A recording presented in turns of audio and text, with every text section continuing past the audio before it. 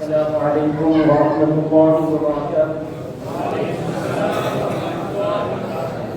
الحمد لله رب العالمين، والصلاة والسلام على حبيبه سيد الأنبياء وخاتم المرسلين أكرم الأولين والآخرين سيدنا ومولانا محمد المصطفى الصادق الوعد الأمين وعلى آله الطيبين الطاهرين وأصحابه الراشدين المهديين وعلى من أحبهم وتبعهم بإحسان إلى يوم الدين أجمعين. أما بعد، فقال الله سبحانه وتعالى في كلامه العظيم: أعوذ بالله من الشيطان الرجيم، بسم الله الرحمن الرحيم. إن الله وملائكته يصلون على النبي يا أيها الذين آمنوا صلوا عليه وسلموا تسليما. اللهم صل على سيدنا محمد وعلى آله وصحبه أفضل صلواتك وعدد معلوماتك وبارك وسلم صلاة وسلاما عليك يا سيدي يا حبيبي يا رسول الله وعلى آلك وأصحابك يا خير خلق الله. أما بعد، معزز علماء کرام،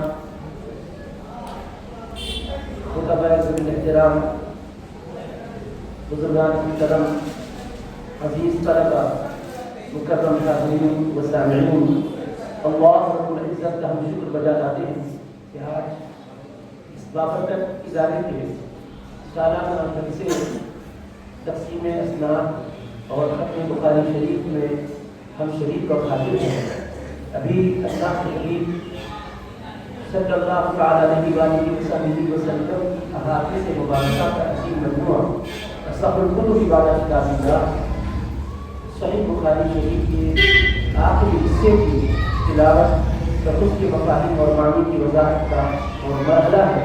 اس لیے نہایت اختصار کے ساتھ وقت کو محدود رکھتے ہوئے یہ درس یہاں تعالیٰ تکمیل پائے گا.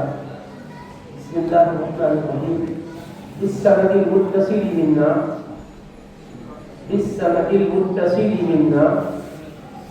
إلى الإمام الحافظ الحجة أبي عبد الله محمد بن إسماعيل البخاري رحمه الله تعالى ونفعنا بعلومه وعلوم مشايخه.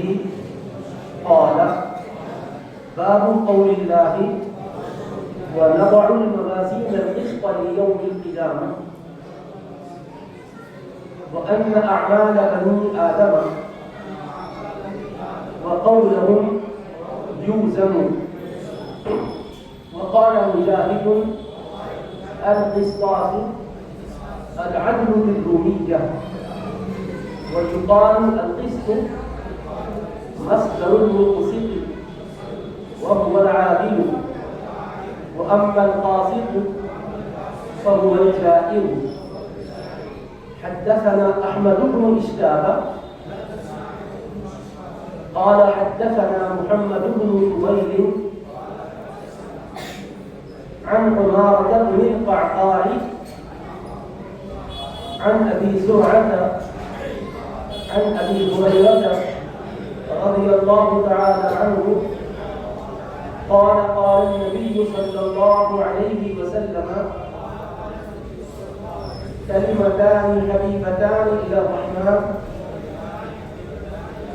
خفيفتان على اللسان ثقيلتان في الميزان سبحان الله وبحمده سبحان الله العظيم. صدق رسوله النبي الكريم وصلى الله تعالى عليه وآله وصحبه وبارك وسلم أجمعين والحمد لله رب العالمين.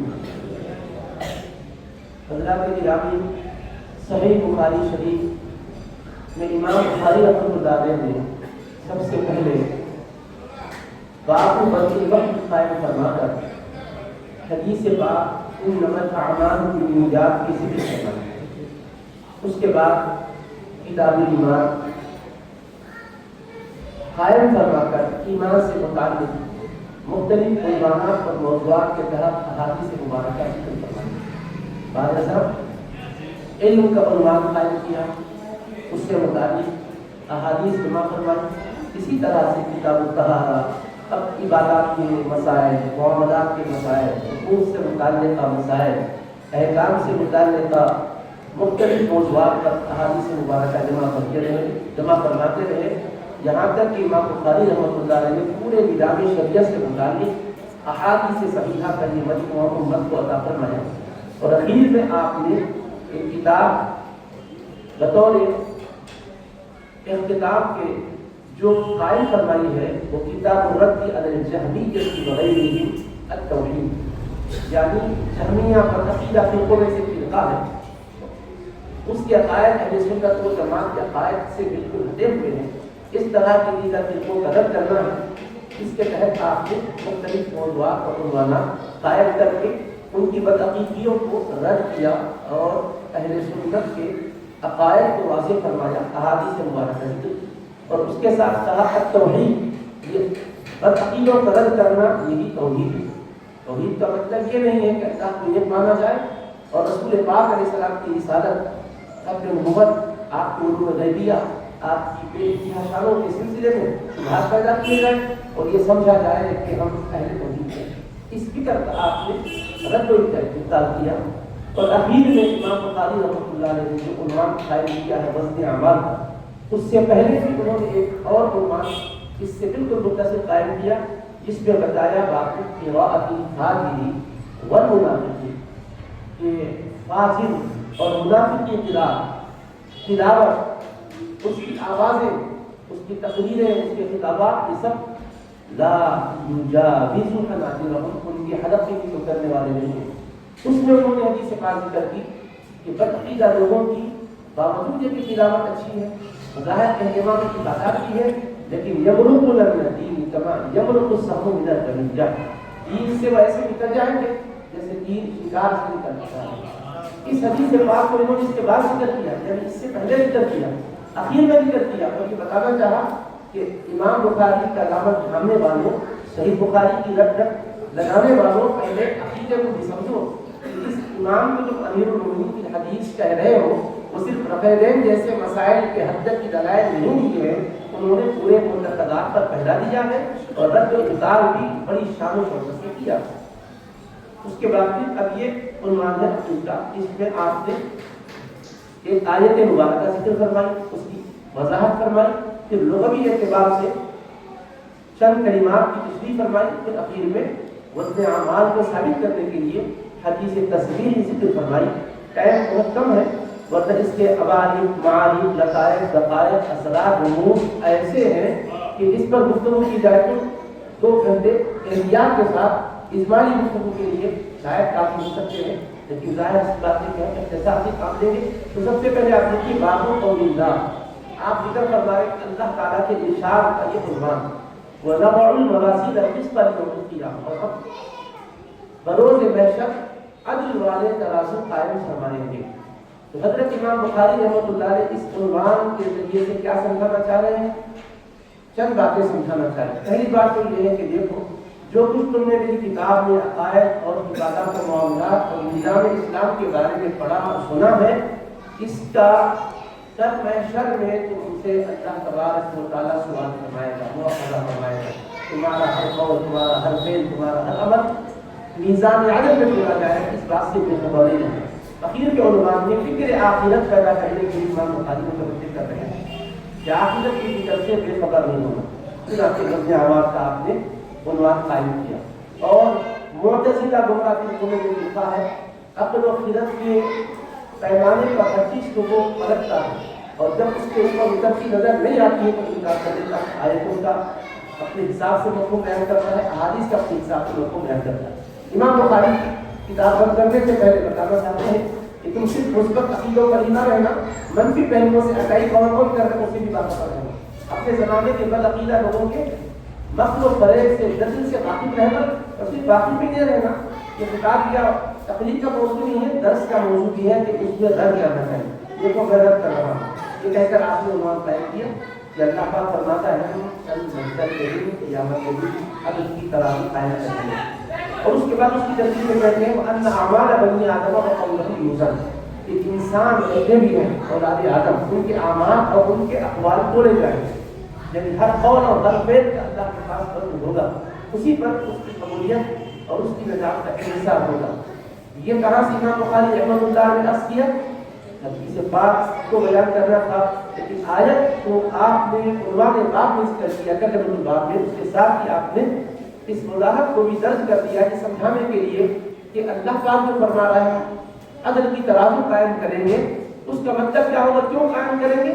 تم جو کچھ بول رہے ہو تمہارے بول کو، اور تم جو کچھ کر رہے ہو تمہارے کام کو اس ترازو میں تولنے کے لیے قائم کریں گے۔ جیسا کہ ارشاد الہی ہے ما یلفظ من قول الا لدیہ رقیب عتید، انسان کی زبان سے جو الفاظ بھی وضع کرتا ہے وہاں فرشتہ فائل لے کر بیٹھا ہے، ہر چیز کو درج کر رہا ہے۔ اللہ پاک فرماتے ہیں کل انسان الزمناه طائره في عنقه ونخرج له يوم القيامة كتابا يلقاه منشورا اقرأ كتابك كفى بنفسك اليوم عليك حسيبا۔ حاصل یہ کہ ہر انسان کے گردن میں اللہ تعالیٰ نے ایک طائر کو رکھ دیا ہے، اور وہ جو کچھ کر رہا ہے اس کے اندر وہ محفوظ ہوتا جا رہا ہے، ریکارڈ ہوتا چلا جا رہا ہے۔ جیسے آج آپ کے ہاتھ میں موبائل ہے، اس کی چپ میں اس کی میموری میں کیا کیا چیزیں ریکارڈ نہیں ہو رہی، جو کچھ بول رہے ہیں وہ بھی ریکارڈ ہو رہا ہے، جو کچھ ہم کر رہے ہیں وہ بھی ریکارڈ ہو رہا ہے۔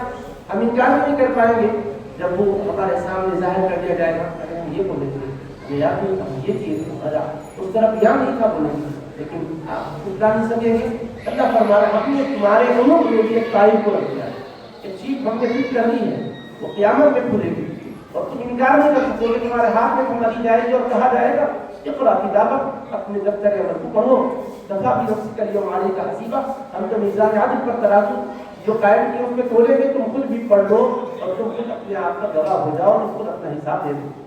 تو اس بات کو سمجھانے کے لیے امام بخاری رحمۃ اللہ نے اس کو ذکر کی ہے۔ اب یہاں پر فنی بحث ہے کہ وَنَضَعُ الْمَوَازِينَ الْقِسْطَ، الموازین جمع ہے میزان، اور یہ ترکیب میں موصوف القسط اس کی صفت ہے۔ اب آپ قاعدہ پڑھے ہیں کہ موصوف صفت میں جن چیزوں میں مطابقت ضروری ہے من جملہ ان کے واحد تسنیہ جمع میں بھی مطابقت ضروری ہے۔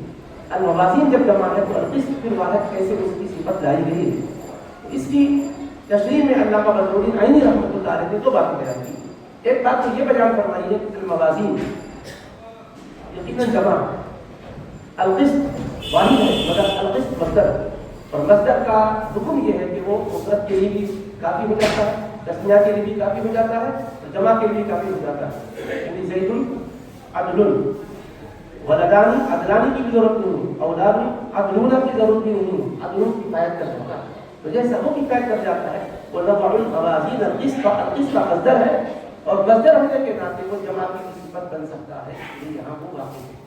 دوسری توجہ آپ نے یہ فرمائی ہے کہ یہاں پر ایک مضاف محذوف ہے، وَنَضَعُ الْمَوَازِينَ ذَوَاتِ الْقِسْطِ، ہم ترازو قائم کریں گے، کیسی؟ ذوات القسط، عدل والی ترازو قائم کریں گے۔ یہاں پر ذوات مضاف ہے، القسط عدل کے معنی میں ہے، تو ذات کی جمع ذوات ہے، وہ جمع کیوں ہے؟ الموازین جمع ہونے کی وجہ سے وَنَضَعُ الْمَوَازِينَ الْقِسْطَ، عدل والی ترازو ہم قائم کریں گے۔ یہ جب واضح ہو گیا تو پھر یہ اشکال بھی دور ہو گیا کہ صفت واحد جمع کی کیسے بن رہی ہے۔ دوسرا یہ کہ یہاں پر کیا تعلیم کی ضرورت ہے، تو دونوں ہی توجیہات ممکن ہے۔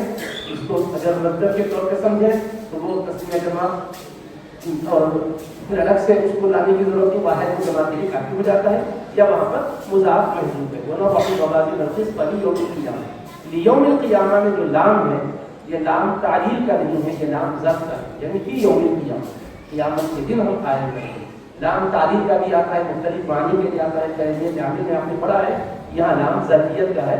وَنَضَعُ الْمَوَازِينَ الْقِسْطَ لِيَوْمِ الْقِيَامَةِ أي فی یوم القیامہ۔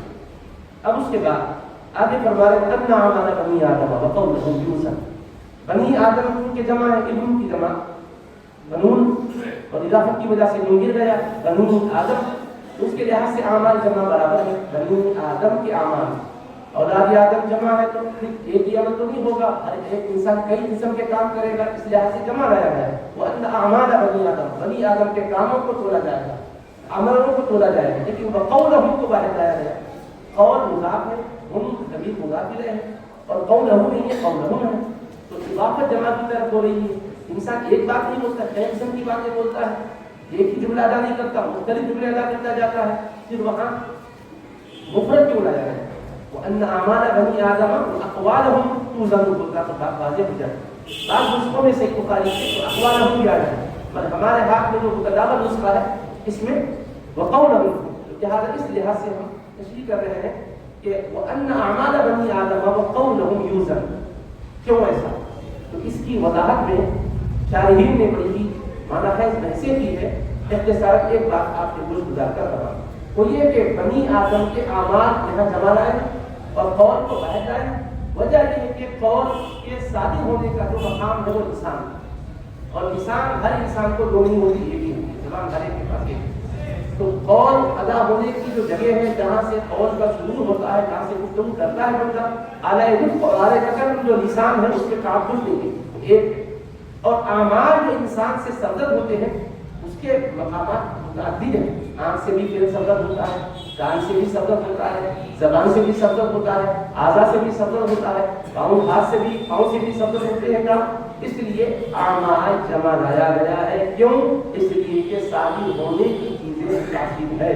اور قول کو باہر لایا گیا ہے جبکہ اقوال کئی ہوتے ہیں، مگر چونکہ شادی ہونے کی جگہ اس کا مصدر صرف لسان ہے اور اس میں توحد نہیں ہے، اس کے اندر تفرد یہ بھی ہے. وَأَنَّ أَعْمَالَ بَنِي آدَمَ وَقَوْلَهُمْ يُوزَنُ، کہ بنی آدم کے اعمال اور ان کی اقوال تولے جائیں گے. اور قول باوجود یہ کہ مفرد ہے لیکن قال یقول قول مصدر ہے، لہذا جمع کا ترجمہ کرنا بھی بالکل درست ہے. بنی آدم کے اعمال اور ان کے اقوال تولے جائیں گے.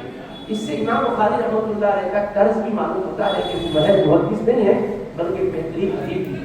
اور فی زمانہ مختلف قسم کے عقائد پر حملے ہو رہے ہیں، عبارات کو غلط انداز سے پھیر کر جو مطلب بیان کر رہے ہیں لوگ، اس کا جواب دینے کے لیے لغت اور ادب میں مہارت ضروری ہے. اس موقع پر میں آپ اللہ کی توجہ جانی مبذول کرنا چاہتا ہوں کہ ہمارے جو لوگوں نے دیکھی ہے صرف انہوں نے احادیث سے مسائل کی مستمت دیکھی، اس کے لیے لغت کی بڑی مہارت حاصل کی، تبھی تو یہ ان کے کلام کے اندر گہرائی. آگے کہتے ہیں وقال مجاہد القسطاس العدل بالرومیہ. حضرت مجاہد ایک ذریع القلب تابعی جن کا انہوں نے حوالہ دیا. اب آج کے دور میں لوگ کہتے ہیں کہ ڈائریکٹ حدیث کی بات کرو، ڈائریکٹ قرآن کی بات کرو، اقوال رجال سے ہمیں کوئی تعلق نہیں ہے، بھائی اس لیے قرآن حدیث کی بات کرو. امام بخاری صحیح بخاری میں صرف احادیث مرفوعہ ہی نہیں بیان کیے ہیں، صحابہ کے اقوال ہی نہیں بیان کیے ہیں، تابعین کے اقوال بھی بیان کیے ہیں، تبھی تابعین کے اقوال بھی وضاحت میں بیان کیے ہیں. اس کا مطلب کیا ہو؟ امام بخاری بتانا یہ چاہتے ہیں دیکھو کہ قرآن حدیث کو سمجھنا ہو تو قرن اول سے اکتساب فیض کرنے والے ہستیوں کو نظریات مت کرو. دیکھو میں امیر المومنین کی حدیث ہوں، لیکن میں بھی تشریح قرآن میں لغت کی وضاحت میں میں لغت کی طرف احتیاط رکھتا ہوں ان کے حوالے سے. وقال مجاہد رحمۃ اللہ علیہ نے فرمایا القسطاس عربی میں، کیونکہ یہاں ونضع الموازین القسط لیوم القیامہ کی آیت ذکر کیا ہے، لیکن امام بخاری کا ذہن بہت زیادہ تیزی سے کام کرتا ہے کہ میری کتاب پڑھنے والے بچے قرآن پر بھی غور رکھیں. صرف حدیث پڑھانے والا ہی نہیں ہوں میں، قرآن کی تفسیر بھی پڑھانے والا ہوں. اس لیے ان کے ذہن میں بات آئی کہ القسط تو یہاں آ گیا، بچے کیا کریں گے؟ قرآن میں کہاں کا عدل پر آیات ہے اس پر توجہ کریں گے، تو ہدایت ملے گی. وہ ذنوں بالقسطاس المستقیم. اس وقت پریشان ہو جائیں گے قسطاس کا کیا معنی ہے، تو ان کو میں تیسرا میں رکھنا چاہتا ہوں. چلو بتا دیتا ہوں. یہ کہتے ہیں کہ مجاہد نے کہا قسطاس کا جو معنی ہے رومی زبان میں عدل کا، یعنی عربی زبان میں بھی قسطاس عدل و انصاف کے معنی میں آتا ہے، رومی زبان میں بھی یہ لفظ استعمال ہوتا ہے، لیکن وہاں جا کر اس کا معنی بدلا نہیں ہے، عدل ہی کے معنی میں وہ استعمال ہوتا ہے. بعض حضرات نے اس مقام پر تشریح کرتے ہوئے یہ کہا کہ اصل میں قسطاس رومی زبان کا لفظ ہے، عربی میں وہ تغیر ہو گیا ہے. لیکن ہمارے بزرگ محققین نے رد کیا. اگر آپ اس کی تفسیر دیکھتا ہوں تو امام جلال الدین سیوطی کی الاتقان فی علوم القرآن پڑھیے. حضرت نے بحث کی قرآن میں کوئی کلمات دخیل نہیں، عربی ہی کے کلمات، پہلے زبان کے کلمات عربی میں لائے نہیں گئے، اللہ نے عربی میں اس کو نازل کیا ہے، وہ دوسری زبان میں بھی استعمال ہو رہا ہے، جس کو کیا کہتے ہیں توافق اللغتین. دو لغتوں میں یہ دو جگہ استعمال ہونے والے الفاظ ہیں. اس کا یہ مطلب نہیں ہے کہ رومی زبان سے قرآن نے اس کو عکس کیا ہے، عربی میں اس کو لے جایا گیا ہے. تو مجاہد کہتے ہیں قسطاس کا قسطہ جو بھی پڑھا گیا قاف کے کے ساتھ اور قاف کے پیش کے ساتھ، تو القسطاس کا معنی رومی زبان میں آ جاتا ہے. پھر اس کے بعد امام بخاری رحمۃ اللہ علیہ وضع الموازین القسط میں لفظ قسط جو آیا ہے اس کی تشریح کرتے ہوئے نظم قسط کی فرماتے ہیں ویقال اور کہا جاتا ہے القسط مصدر المقسط، قسط مقسط کا مصدر یعنی اقسط یقسط اقساط کا افعال جو ہے اس کا اس کے فاعل مقسط ہے اور اس کا مصدر جو ہے قسط، تو مقسط کا مصدر قسط، لیکن یہ خلجان پیدا ہوتا ہے کہ مقسط کا مصدر تو اقساط ہے، قسط کیسے ہوگا؟ حضرت کیسے کہہ رہے ہیں؟ تو کیا اس کا یہ مطلب ہے کہ حضرت لغت کے سلسلے میں کمزور ہے؟ نہیں، بڑوں کی کوئی بھی بات کو اچھے تناظر میں سمجھنے کی کوشش کرنا چاہیے۔ مصدر مقسط جو وہ کہہ رہے ہیں یہاں ایک مضاف مصدر مقسط، یعنی کیا مطلب؟ مقسط کے مصدر کا مصدر ہے حذف اضافہ، یہاں پر حذف مضاف ہے۔ جیسے قرآن میں آیا یا ایھا الذین آمنوا اتقوا اللہ، اے ایمان والو اللہ سے ڈرو، یعنی اے عقابہ، اس کی سزا سے ڈرو، اس کے مواخذے سے ڈرو۔ حذف مضاف کو حذف کیا گیا۔ قرآن مجید میں ایسا ہے یبین اللہ لکم ان تضلوا، اللہ احکام کھول کھول کر تمہارے سامنے بیان کرتا ہے ان تضلوا، تاکہ تم گمراہ ہو جاؤ۔ گمراہ ہونے کے لیے بیان کرتا ہے کہ قرآن نہیں ماننا ہے اللہ تضلوا، قرآن کی بلاغت۔ کبھی کوئی لفظ کو ذکر کرتا ہے لیکن اس کا معنی وہاں مراد نہیں، اور کبھی لفظ ذکر نہیں کیا جاتا مگر معنی وہاں مراد ہوتا ہے۔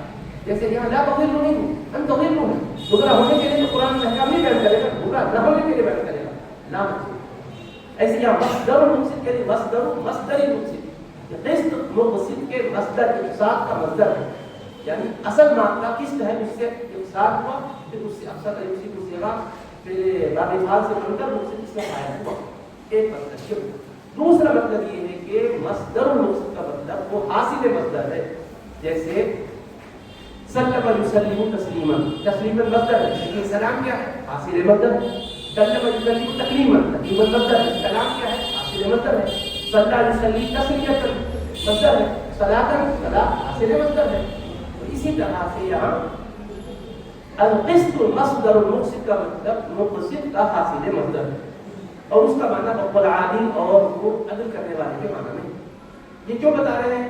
عام لوگوں کے لیے تو بحث دلچسپی نہیں ہے، خالص علمی اور لغوی بحث ہے، لیکن امام بخاری ختم پر بھی حالانکہ بات ختم ہو رہا ہے، یہ بات بیچ میں بھی بیان کر سکتے تھے، کتاب التفسیر میں بھی ذکر کرتے گئے، لیکن یہاں پر یہ سمجھانا چاہتے ہیں ختم پر بھی کہ میں وظیفے کی حدیث ذکر کر رہا ہوں، وہ حدیث کا تعلق اوراد و وظائف سے ہے، اذکار سے ہے، کہیں تم صرف باس کی طرف ذہن چلے جائے گا تمہارا ختم پر، عربی کی گہرائیوں سے تم بے خبر ہو جائیں گے۔ دیکھو میں ختم پر بھی تمہاری توجہ مبذول کرا رہا ہوں، اس گہرائی سے تم بے خبر نہیں ہونا، گہرائی سے تم لاپرواہ نہیں ہو جانا چاہیے۔ دیکھو میں یہاں فرق لغت بھی بتا رہا ہوں، المقسط اس کے معنی عادل اور قاصد یہ ثلاثی مجرد ہے، اس کے معنی جائز ظالم کے، دیکھو لفظ یہ نہیں ہے مگر اس کے استعمالات کے لحاظ سے فرق، ثلاثی مجرد اس کے معنی ظالم کے ہیں اور ثلاثی مزید بھی اس کے معنی عدل کرنے والے انصاف قسم کے، حالانکہ قسط سے ملے ہوئے ہیں یہ، مگر فرماتے نہیں فرق ہے، تو کبھی لفظ کے اندر صیغہ بدلا جائے تو فرق ہو جاتا، کبھی باب بدل جاتا تو فرق ہو جاتا، کبھی زیر و زبر حرکات کے فرق سے بھی معنی میں فرق ہو جاتا۔ مثال کے طور پہ قاصد یقسط قسطا، اس کے معنی عدل کرنا، اور قاصد یقسط قسطا اس کے معنی ظلم کرنا، باب بھی ہے جناب، زیر و زبر کے فرق سے معنی بدل رہا ہے، اتنی گہرائی ہے عربی زبان کے اندر۔ تو قاصد جو ہے یہ قصد سے ہے، قسط سے نہیں، ثلاثی مجرد کا قاصد ظالم کے معنی میں جو ہے وہ اس کا مصدر قسط نہیں ہے قسط ہے، اسی لیے پہلے بتایا القسط مصدر المقسط،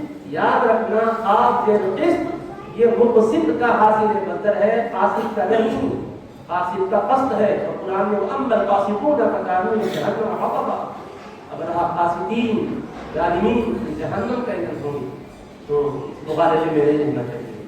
اور مقسط عادل کے معنی میں کیونکہ باب افعال کے خواص میں سے خاصیت یہ بھی ہے سر میں ماخذ کے لیے آتا، تو قصد کے معنی ظلم اور قاصد کے معنی ظالم، اقسط کا یقسط سے مقسط، باب افعال میں کیا ہوا؟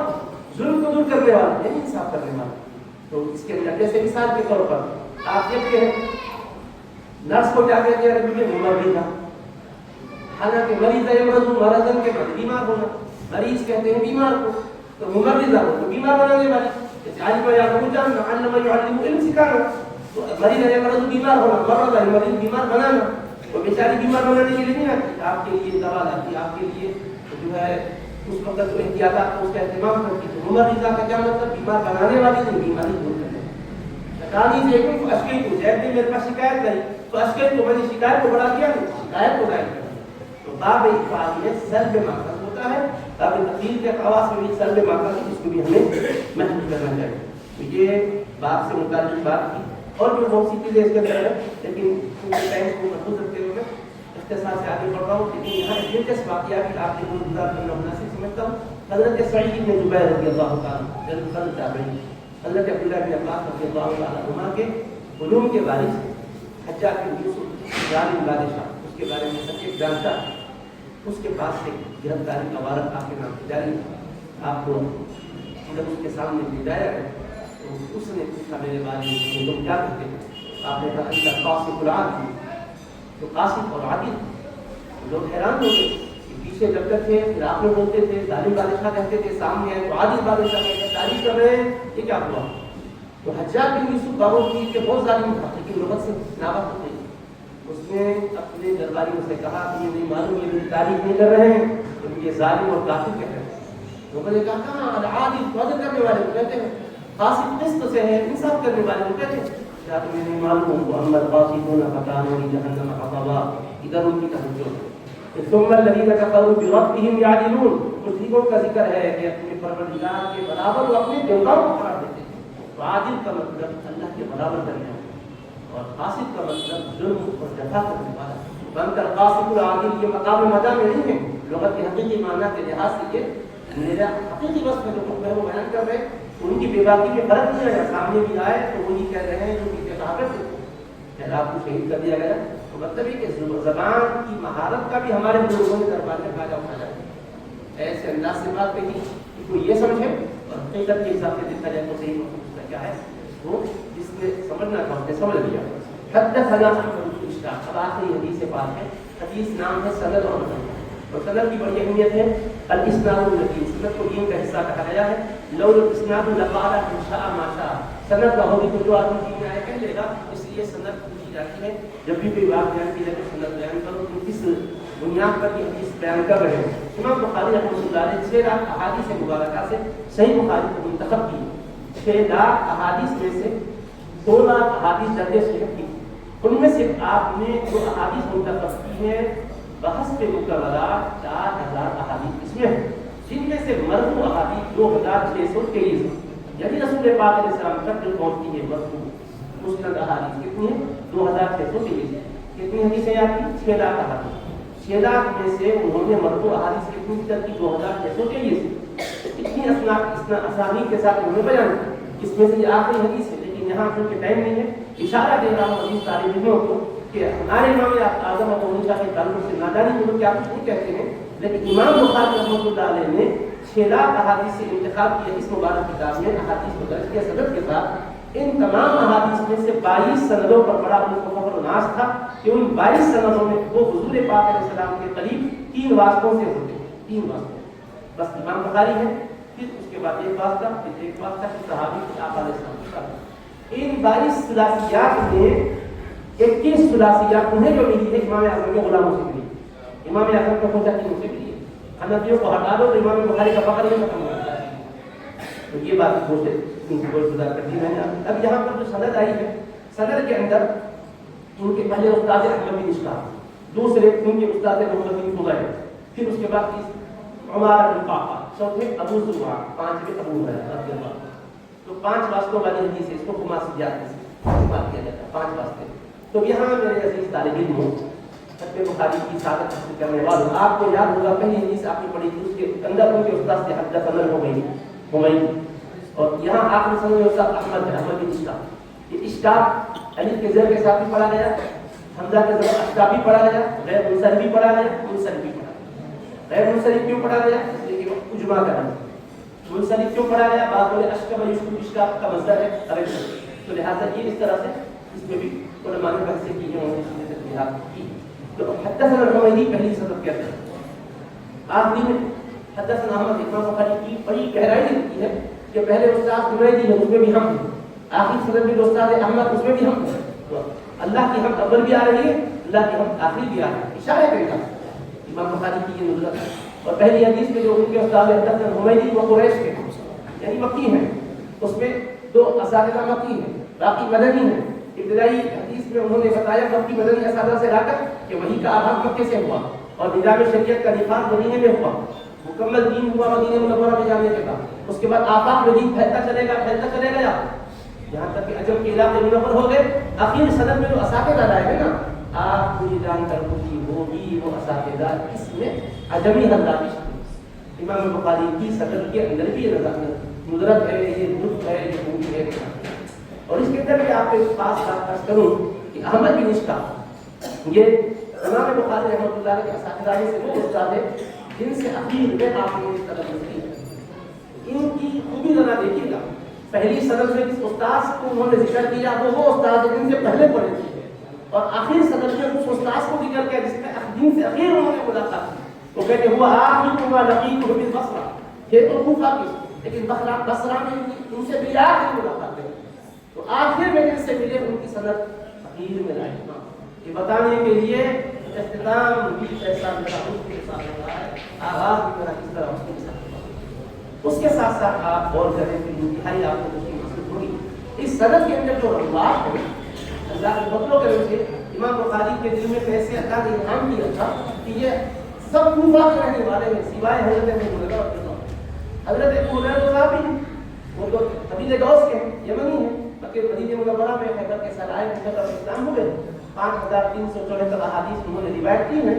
ان کے علاوہ احمد بن اشتاق کوفی ہیں، درجے کے اخیر میں مصر میں رہے لیکن باقی سب کوفی ہیں۔ یہ صدر سے کیا بتانا چاہتے ہیں امام بخاری؟ ارے کوفہ کو تم یہ بس سمجھو کہ ابو حنیفہ رحمۃ اللہ علیہ کا شہر رائے اور خیال کا شہر ہے، ارے وہاں تو بڑے بڑے محدثین ہیں جو کہ میرے اساتذہ آخری صدر میں کوفے کے میں نے کیوں رکھے تمہیں سمجھانے کے لیے کہ میری کتاب یہ تفریح کے لیے نہیں ہے، یہ تعلیم کے لیے تدریس کے لیے ہے اور اہل حق کے حق ہونے کو سمجھنے کے لیے سمجھانے کے لیے۔ اور اس کے بعد محمد بن خدیر ہے، عمارہ بن قعقاع ہے، ابو زرعہ کنیت ہے، ان کا نام حریم ہے، حریم۔ اور ابو ہریرہ رضی اللہ عنہ یہ کنیت ہے، ان کا نام راجح قول کے مطابق عبد الرحمن ہے، بعضوں نے عبداللہ بھی کہا، راجح قول کے مطابق عبد الرحمن۔ اب میں ساری تفصیلات نہیں بتا رہا ہوں، البتہ جب یاد آپ کو آئے تو یاد دلانا سند کے بارے میں ایک نقطہ عرض کرنا چاہتا ہوں، چاہے وہ ختم کا موقع ہی آ جائے نہ دونوں کو یاد دلا دینا کہ اس میں کچھ کہنا چاہتا ہوں۔ حضرت ابو ہریرہ رضی اللہ عنہ کی روایت کہتے ہیں قال النبی صلی اللہ علیہ وسلم، نبی کریم علیہ السلام نے ارشاد فرمایا۔ یہاں پر آپ دیکھیے پہلی حدیث کے راوی کون ہیں؟ حضرت عمر بن خطاب فاروق اعظم، انما الاعمال بالنیات، اور اخیر حدیث کے راوی کون ہیں؟ حضرت ابو ہریرہ رضی اللہ عنہ۔ امام بخاری کے پاس کمال درجے کی فہم اور فراست کی، گہرائی کی، انہوں نے ایسا اہتمام کیا کہ نکتے ہی ان کے نکلتے چلے جاتے ہیں۔ پہلی حدیث عمر بن خطاب سے روایت وہ لائی کہ انما الاعمال بالنیات کا تعلق احکام سے، مسائل سے ہے، اور فاروق اعظم افقہ الصحابہ، صحابہ میں زیادہ فقہ رکھنے والے صحابہ میں شامل ہیں، تو فقہ کے مضمون کو بتانا ہے اس روایت سے، تو فقیہ صحابی کی روایت کرتے ہیں۔ اور اخیر کی حدیث سے پاک کیا ہے؟ ذکر و اذکار میں مضمون پر مشتمل ہے، اور ذکر و اذکار میں زیادہ تفقہ کی ضرورت نہیں ہے، یاد رکھنے کے لیے حافظی کی ضرورت ہے۔ حضرت ابو ہریرہ رضی اللہ عنہ احفظ الصحابہ، صحابہ میں زیادہ حفظ والے صحابہ میں سے، ان کی روایت اپنے اخیر میں ذکر کی ہے۔ کیا شان ہے، کیا ان کی گہرائی ہے۔ حضرت ابو ہریرہ رضی اللہ عنہ کی روایت ہے، یہ حدیث پاک صحیح بخاری میں اس کے علاوہ بھی اور دو مقام پر گزر گئی ہے، کتاب الدعوات میں بھی گزری ہے، کتاب الایمان والنذور میں بھی گزری ہے۔ وہاں پر امام بخاری کے استاد احمد بن اشتاق نے ایک سند میں ایک استاد ہے اور ایک سند اور استاد ہے، یہاں جو استاد ہے وہاں ضرور ہے۔ تو حضرت امام ابو ہریرہ رضی اللہ عنہ سے روایت ہے، فرماتے ہیں کہ نبی کریم علیہ السلام نے فرمایا، نبی کریم صلی اللہ علیہ وسلم نے فرمایا، جہاں پر بھی لطف کی بات ہے، قال النبی، آپ نے ذکر کیا قال رسول اللہ بھی آتا ہے، رسول بھی حضور کے لیے ہے، نبی بھی حضور علیہ السلام کے لیے ہے، لیکن آپ قرآن پاک کا مطالعہ کریں گہرائی سے تو رسول کا لفظ بالعموم جلال کے مضمون کے لیے، جہاں جلال کا مضمون آیا اور لفظ رسول آتا، جب جمال کی بات رہی حضرت میں لفظ نبی آتا۔ مثال کے طور پر دیکھیے آپ، اب وما كنا معذبین، اللہ پر ہم عذاب نہیں دیتے حتی نبعث رسولا، یہاں تک کہ ہم رسول کو بھیجے، رسولوں کو بھیجے بغیر قوم پر عذاب نہیں نازل کرتے۔ تو رسول میں جلالی شان اور نبی میں جمالی شان۔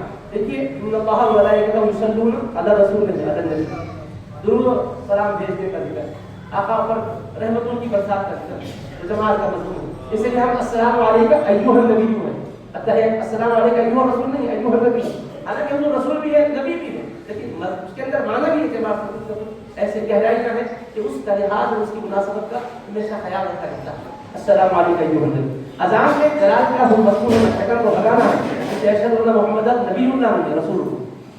کلمہ طیبہ کے محمد نبی اللہ محمد رسول اللہ تو وہ مضمون کے لحاظ سے ہے. تو حضرت امام بخاری رحمۃ اللہ علیہ قال رسول اللہ کے ذریعے سے روایتیں بیان کرتے رہے. اب یہاں پر قال نبی والی روایت کو پھر ملا کے بتا رہے ہیں.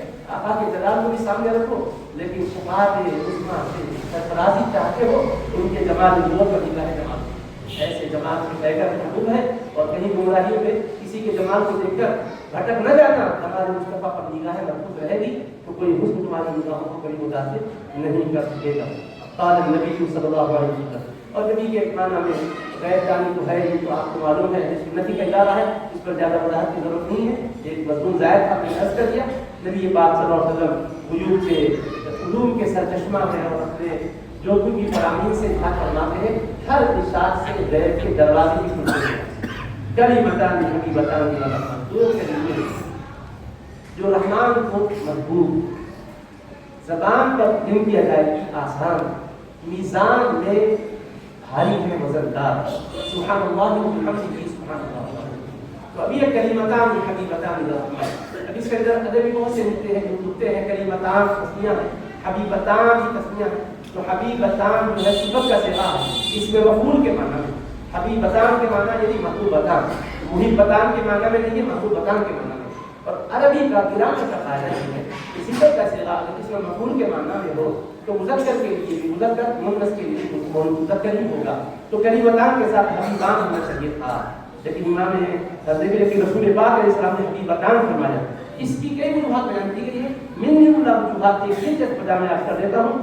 آگے آ رہا ہے حبیبتان اس کے بعد آ رہا ہے ثقیلتان کی وجہ. حبیبتان یہ صفت کے صیغے اس کے فاعل کے معنی میں ہی. ثقیلتان یہ بھی اس کے فاعل کے معنی میں ہے. تو نبی پاک علیہ السلام نے دیکھا اس کے بعد دونوں اس کے پڑوسیاں ایسے ہیں کہ یہاں مؤنث لانا ہی ضروری ہے. اور حبیبتان میں مؤنث لانا ضروری نہیں ہے اور حبیب نے پڑوسیوں کا خیال رکھنے کا اسلوب عطا کرنے کے لیے وہاں بار گاڑی لگے بچے کی ضرورت نہیں تھی. اور امت کو اشارہ دے دیا تمہارے سر پر گھر سے کوئی بوجھ نہیں ہے مگر پڑوسی کے سر پر بوجھ ہے تو بوجھ اس کا اٹھا لو تاکہ اس کی دل بستگی بھی ہو جائے اور حق کی دیوار بھی ادا ہو جائے. کلمتان حبیبتان الی الرحمن. دو کلمے رحمان کو بہت پیارے ہیں. زبان پر ان کی ادائیگی آسان ہے میزان بھاری. کلمتان حبیبتان الی الرحمن. یہ دو کلمے ترکیب کے اعتبار سے یہ تینوں بھی موصوف صفت کلمتان موصوف ہے. حبیبتان صفت اول ثقیلتان حبیبتان صفت دوم اپنے متعلق کے ساتھ ثقیلتان کی وہ تیسری صفت موصوف صفت ان کا خبر مقدم ہے. سبحان اللہ وبحمدہ سبحان اللہ العظیم مبتدا ہے مؤخر ہے. جو کہ علم معانی میں آپ نے پڑھا ہے خبر کو اگر مقدم کیا جائے تو اس کے اندر حسن کا معنی ہوتا ہے شوق دلایا جاتا ہے. دو کلمے رحمان کو پیارے ہیں. دو کلمے زبان پر بھی کیا ہے آسان ہے میزان میں بھاری ہے. ابھی کیا ہے آگے نہیں آیا ہے تو شوق بڑھتا جا رہا ہے وہ کیا تو بھی ہے کیا تو بھی ہے بتایا جائے پھر آپ فرما رہے سبحان اللہ وبحمدہ سبحان اللہ العظیم. اللہ کے حبیب علیہ السلام نے ان دو کلموں کو رحمان کے محبوب ترین کیوں قرار دیا اس کی تفسیر خود صحیح بخاری کی حدیث سے ہوتی ہے کہ رسول پاک علیہ السلام نے فرمایا جو دن میں 100 مرتبہ سبحان اللہ وبحمدہ یعنی کلمہ پڑھے گا اللہ تبارک و تعالیٰ کو اس کو کرم ایسا ہوگا کہ اس کے سمندر کے جھاگ کے بڑا گناہ بھی ہوگے تو مٹا دیے جائیں گے. کیونکہ اس میں اللہ کی پاکی کا بیان ہے. اللہ تعالیٰ کی صفات اللہ کی صفات جو ہے صفات جلال صفات اکرام. صفات جلال میں صفات سلبیہ ہے صفات جمال جو ہے اکرام میں جو صفات اللہ پاک کی دونوں بھی اس کے اندر بیان کی ہے. سبحان اللہ میں تنزیہ ہے اور الحمدللہ اور بحمدہ میں اللہ کی تحمید ہے. بہرحال چونکہ ٹائم بالکل نہیں ہے اثر کی اذان ہونے والی ہے اس لیے عزیز طالب علموں اس سے آپ اندازہ کر رہے ہوں گے کہ سرور کونین کو نبی امی لقب کو اللہ نے وہ شان بخشی ہے. ان کے ایک ایک جملے سے علوم کے دریا بہ رہے ہیں. ہم تشریح کرتے کرتے زندگیاں ختم ہوں گی مگر یقیناً یہی کہنا پڑے گا میں نثار تیرے کلام پر اس کو زبان نہیں وہ سخن کے جس میں سخن نہ ہو وہ بیان ہے جس کا بیان نہیں. واخر دعوانا الحمدللہ رب العالمین وصدق رسولہ نبی کریم صلی اللہ علیہ وسلم. کہ یہ جو سند ہے اس کے اندر نقطہ جو اکثر نظر رکھتے ہیں امام بخاری کی اس آخری حدیث کی سند میں جتنے راوی ہیں امام بخاری عشق رسول پاک علیہ السلام کا ایک جلوہ نظر آتا ہے. ہر راوی کے نام میں ہر میں میم نظر آتا ہے. احمد پہلے راوی میم احمد, دوسرے محمد بن فضیل اس میں میم, تیسرے عمارہ بن قعقاع اس میں بھی میم, چوتھے ابو زرعہ ان کا نام حریم ہے اس میں میم, 5 ya Abu Hurairah dan Abdurrahman bin Tamim. محمد مصطفیٰ صلی اللہ علیہ وسلم کی میم سے اتنا عشق ہے کہ آخری کتاب میں آخری صورت میں آئی ہے ایسے احساس ہے ہر ایک کے حق میں میم کی تجلی ہے اور ہمیں عشق رسول ہی کو سکھا رہے ہیں. اللهم صل على سيدنا محمد وعلى آله وصحبه أفضل صلواتك وعدد محبوبك صلى الله عليه وسلم. اللهم ببركة الصحيح للبخاري وأحاديث الحبيب المصطفى صلى الله عليه وآله وسلم تقبل دعواتنا. اللهم اغفر قربتنا وارحم غربتنا. اللهم اسلم سكينة صدورنا. اللهم اجعل مجتمعنا هذا مجتمعا مرحوما واجعل تفرقنا بعده تفرقا معصوما ولا تجعل معانا شقيا ولا محروما. اللهم انا نسألك موجبات رحمتك وعزائم مغفرتك والسلامة من كل والغنيمة من كل بر والفوز بالجنة والنجاة من النار. يا عزيز يا غفار يا كريم يا ستار. اللهم نبذ بالعلم قلوبنا واستعمل بطاعتك أبداننا وخلص من الفتن أسرارنا واشغل بالاعتبار أفكارنا وقنا شر وسائس الشيطان وأجرنا منه يا رحمن حتى لا يكون له علينا سلطان. اللهم بجاه نبيك المصطفى ورسولك المرتضى عليه التحية والثناء طهر قلوبنا من كل بسم يباعدنا عن مشاهدتك المحققة وأمدنا على السنة والجماعة والشوق إلى لقائك يا ذا الجلال والإكرام. اللهم ارض أنت عنا وارض حبيبك عنا يا رب العالمين. اللهم ارزقنا شفاعة حبيبك الكريم عليه الصلاة والسلام واسقنا من حوض نبيك عليه الصلاة والسلام بيده الشريفة المباركة شربة هنيئة مريئة لا نظمأ بعدها أبدا. اللهم اقض حاجاتنا يا قاضي الحاجات وحل مشكلاتنا يا حل المشكلات وارفع درجاتنا يا رافع الدرجات واشف امراضنا يا شافي الامراض يا شافي الامراض يا خفي الالقاب يا خفي الالقاب يا خفي الالقاب. ادركنا بلطفك الخفي وتجاوز عنا بكرمك الوفي بجاه حبيبك ونبيك سيدنا خاتم الانبياء وامام المرسلين واله الطاهرين واصحابه الراشدين وعلينا معهم برحمتك يا ارحم الراحمين. الفاتحه.